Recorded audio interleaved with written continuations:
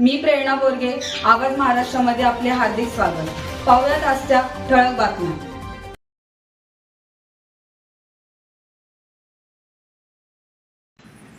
ज्या ज्या वेळेला आमच्याकडं अशा कॅन्सरच्या काही तक्रारी येत असतात किंवा रुग्ण येत असतात, त्या टायमाला विचार येत असतो टाटाचा.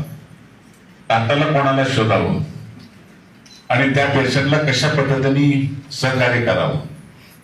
पण आज टाटाची टीम स्वतः मुरबाडमध्ये आले आणि त्यामुळे टाटा हॉस्पिटलचं पण मी मनापासून मुरबाडकरांच्या वतीने मनापासून अभिनंदन करतो. या 4 दिवसाच्या मोहिमेची खऱ्या अर्थाने जी सुरुवात केली, रोटरी क्लबचे अध्यक्ष त्याचबरोबर आमचे शिवरानंद गेल्या 3 वर्षापासून आपले मुंबईचे कमिशनर पण कोणाच्या आईला असेल, कोणाच्या पत्नीला असेल, कोणाच्या बहिणीला असेल किंवा घरामध्ये कोणाला कॅन्सर झाला असेल, त्यालाच फक्त त्याची जाण असते, बाहेरच्याला त्यातली कल्पना येत नाही. आणि म्हणून आज ही सुरुवात झाली. 4 दिवस या मंडळींनी इथं राहून तुम्हा सगळ्यांना, डॉक्टर पासून सगळ्या मेडिकलच्या सगळ्या कर्मचाऱ्यांना आणि आज माझ्या आशा वर्करना, ज्यांच्यावर खरी भिस्त आहे, त्या आशा वर्कर आज या कार्यक्रमाला उपस्थित तुम्ही केल्या. मी रोटरीचे प्रमुख, त्याचबरोबर आमचे बनसोडे आरोग्य विभागाचे वांगर सर, आपल्या असोसिएशनचे अध्यक्ष आमचे, त्यांचंही मनापासून आभार मानतो. आणि विशेषतः आमचे सगळेच पदाधिकारी, आपण सर्व उपस्थित असलेले डॉक्टर्स, आशा वर्कर्स, पत्रकार, जमलेल्या बंधू भगिनी आणि मित्रांनो, खरं म्हणजे शिवराजन सर, आपको मैं नहीं बोलूंगा, लेकिन आपने जो बोला वो मैं इतना खुश हूं कि मेरा सपना आप पूरा कर रहे. आप लोग सही बोले तो सबसे ज्यादा तकलीफ आहे आमच्या या आशा वर्कर घराघरांच्या मध्ये काम करत असतात. आरोग्य कर्मचारी एवढ्या मनापासून काम करण्याचा प्रयत्न करत असतात की प्रत्येकाला, पण त्यांना मर्यादा आहे. आणि आमच्या खेड्यातल्या महिलांची परिस्थिती, डॉक्टर प्रतिभाजी आपको बताता हूं, म्हणजे तुम्हाला सांगतो, आमच्या महिला पुरुष डॉक्टरला लवकर आजार सांगत नाही, पण ते आमच्या घरातल्या पासून सुद्धा असते, लवकर सांगतच नाही. पण आशा वर्कर कडून लवकर माहिती मिळते आणि आशा वर्कर त्यांच्या बरोबर जवळ त्या माहिती काढतात. पुरुष डॉक्टरला न सांगितल्यामुळे त्यांना महिला डॉक्टर जर मिळाला नाही तर ते अंगावरच काढतात. आणि त्याचा परिणाम पहिल्या सुरुवातीला स्टेजला जर कल्पना आली तर त्याचा उपचार होतो, दुसऱ्याला पण होतो, पण तिसरी पासून जी सुरुवात होते त्यावेळेला मग सगळ्यांना टाटा आठवते.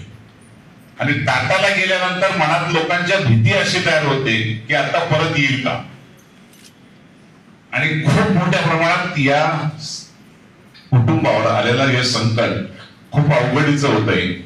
आणि 3ऱ्या-4थ्या स्टेजला कधी कधी तो रुग्ण दगावतो आणि त्याला ज्या वेदना सहन कराव्या लागतात त्या आपण कधी पाहू शकणार नाही, कोणाच्याच नशिबात नसावं. पण सध्या खूप वाढत चाललेलं आहे कॅन्सरचं प्रमाण. तुम्ही खूप पहिल्यापासून आपण त्या चळवळी उभ्या केलेल्या आहेत आपल्या. मॅडम, तुम्हाला सांगतो, मी सुरुवातीला ज्यावेळेला या तालुक्यातला आमदार झालो, त्याच्या अगोदर मी अंबरनाथचा होतो. मी मृत्यू झाल्यानंतर बसायला जात असतो आम्ही कुठं आमच्याकडं, त्या टायमाला काही ठिकाणी महिलांचा मृत्यू झाला तर मूल वाचलं जात होतं, डिलिव्हरी होता. आम्ही चौकशी करायचो तर कशामुळे झालं. खेड्यातल्या लोक काय सांगायचे, साहेब पांढऱ्या पेशी कमी होत्या, डॉक्टरने सांगितलं. मी काही त्यातला तज्ञ नव्हतो, पण त्याची सुरुवात आम्ही, डॉक्टर बनसोडे होते पहिल्यापासून माझ्या बरोबर, त्याची माहिती घेत गेलो. आमच्या तालुक्यामधल्या, आमच्या खेड्यातल्या महिलांची परिस्थिती अशी होती, 4 ग्राम, 5 ग्राम, 6 ग्राम असं हिमोग्लोबिन फक्त प्रत्येकीच्या शरीरामध्ये होतं.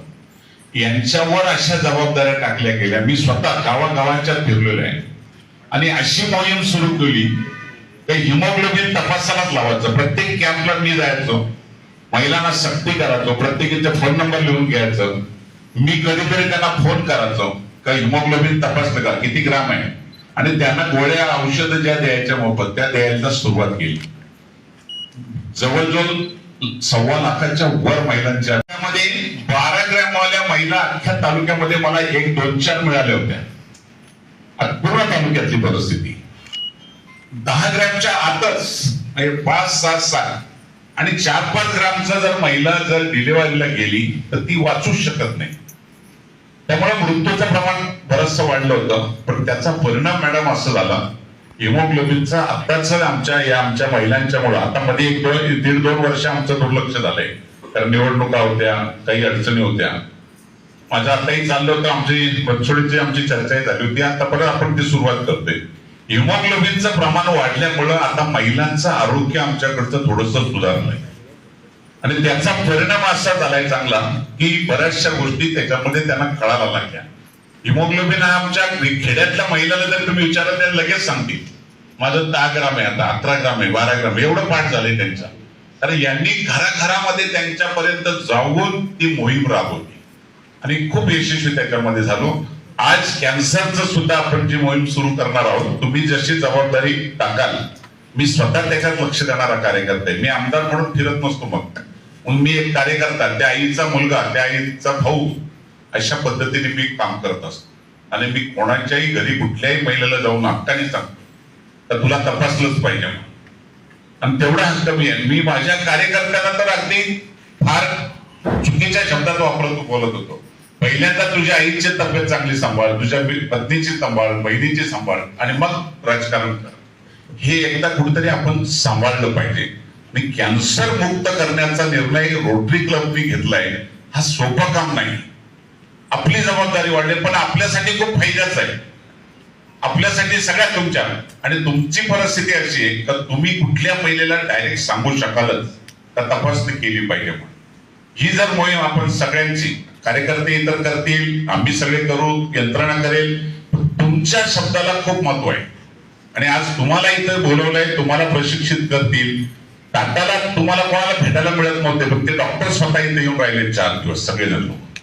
एवढं महत्वाचं काम होणार आहे तुमच्या दृष्टीने, याची माहिती तुम्ही मनापासून घ्या आणि आपण ती मोहीम परत सुरू करून टाकू. ते ज्यांना सुरुवात करतील प्रत्येक पीएससी ला, प्रत्येक उपकेंद्रात जसं आपण कॅम्प लावत होतो हिमोग्लोबिनचे, तसे कॅम्प लावायला सुरुवात करू. आणि प्रत्येकाच्या डोक्यात एकच आलं पाहिजे का मला तपासलं पाहिजे म्हणून. आता सध्या आपल्या हॉस्पिटलला सुद्धा मशीन आलेली आहे, आपल्याकडे एक गाडी पण फिरत असते, पण त्याच्यापेक्षा अजूनही आपण त्यांच्या सल्ल्याने ते काही सांगतात कशा पद्धतीने आपल्याला त्याच्यात त्या मोहीमची सुरुवात करायची, यासाठी तुम्ही सगळ्यांनी एक मनापासून सगळ्यांनी काम करा. बनसोडे बाकीची मी सिव्हनशी पण बोललोय, DHOची पण बोललेलं आहे. तुम्हाला जी यंत्रणा लागेल ती आम्ही सगळी सिव्हिल सर्जन पासून सगळे वापरलं जाऊ दे, काही कमी पडणार नाही तुम्हाला. तुमच्या मनात असेल तर गाड्या किती लागतील, काय लागेल ते सगळं करू आपण. तुमचा फक्त शब्द त्यांना घरातून बाहेर काढणं आणि तपासणं हे महत्वाचं आहे. बऱ्याच वेळेला असं होतंय का नाही मला काही झालं नाही, किंवा काहींच्या मनामध्ये असं होतंय जर मला कॅन्सरची माहिती मिळाली तर माझं काय होईल, ती घाबरून जाते. त्यांना विश्वास दिला पाहिजे तर कॅन्सर बरा होतो. कॅन्सरवर उपचार केल्यावर 100% तो बरा होतोय आणि ते बरा करणारे डॉक्टर आपल्या जवळ आहे. टाटा हॉस्पिटल आपल्याला जोडलं गेलंय. एवढी चांगली मोहीम आपल्यासाठी येणं हे खरं म्हणजे आपल्या तालुक्याचं भाग्य चांगलं आहे. आज तुम्ही जर पाहत असाल तर टाटाला पेशंट नेला तर नंबर लागत नाही. आमच्याकडे आता गोयलीला पण एक हॉस्पिटल झालंय कॅन्सरचं, खूप चांगल्या प्रकारचं तिथं शिकवणं, तर त्यांनाही तू खरं म्हणजे आपण त्यामध्ये इन्व्हॉल्व करू. हे घराघरांच्या मध्ये कशी मोहीम जायची यासाठी आपण शाळांपासून कॉलेजांपासून सगळ्या ठिकाणीतून कंपन्यांच्या सुद्धा त्यांनी सांगितलं, त्या कंपन्यांच्या सुद्धा जाऊन त्यांनी तपासाची तयारी ठेवलेली. त्यामुळे नागरिकांनी सगळ्यांनी त्याच्यामध्ये सहभाग घेतला पाहिजे. दुसरे शिवराजांचं अवलोक एक नाही, दुसरे बहुतसे उपक्रम करते. आता आमच्याकडे मोतीबिंदू मुक्तचा कार्यक्रम चालू आहे. आम्ही देवाभाऊ चष्मा तयार केलाय देवेंद्र फडणवीसांच्या नावाने. गावागावांच्या जाऊन आम्ही मोफत चष्मे देतो, तपासतोय.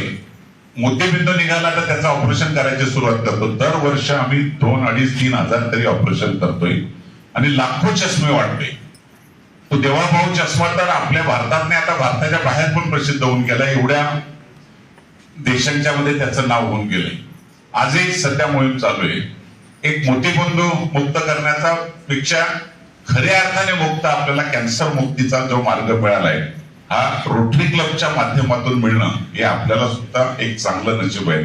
आणि म्हणून सगळ्या कार्यकर्त्यांना पण तुम्ही सांगा, ज्या गावातला तुम्हाला कोणाचं सहकार्य नसेल मिळेल तर तुम्ही मला डायरेक्ट फोन करा. जसं मोती याच्या टायमाला आपण सगळ्यांनी मोहीम केली हिमोग्लोबिनच्या टायमाला, त्या टायमाला जो कोणी मदत करत नसेल तर मला डायरेक्ट फोन येत होते, मी त्या ठिकाणी पोहोचेल. पण तुम्हाला मदत कुठं कमी पडू देणार नाही एवढा तुम्हाला विश्वास आहे आणि तुम्ही त्यामध्ये कुठं कमी पडत नाही. माझे अजूनही तुम्हाला आपण काय करू, बचत गटांच्या महिलांना सुद्धा आपण इन्व्हॉल्व करू. एकदा काही भागाभागातल्या त्यांचा पण आपण एक कार्यक्रम करू, त्यांनाही सगळ्यांना करू. जास्तीत जास्त प्रचार होणं याची गरज आहे. कारण प्रत्येकाला वाटलं पाहिजे का मी तपासून घेतलं पाहिजे. तपासणं हे काही कॅन्सर आहे असं नाही. चुकून कोणाला निघाला तर त्याच्यावर उपचार करता येतात ही त्यांना मनापासून आपण सांगितलं पाहिजे आणि चांगल्या विचारातून आपण त्याला पुढे घेऊन गेलं पाहिजे. खूप चांगली संधी आपल्याला मिळालेली आणि त्याचा उपयोग चांगल्या पद्धतीने घेतला पाहिजे.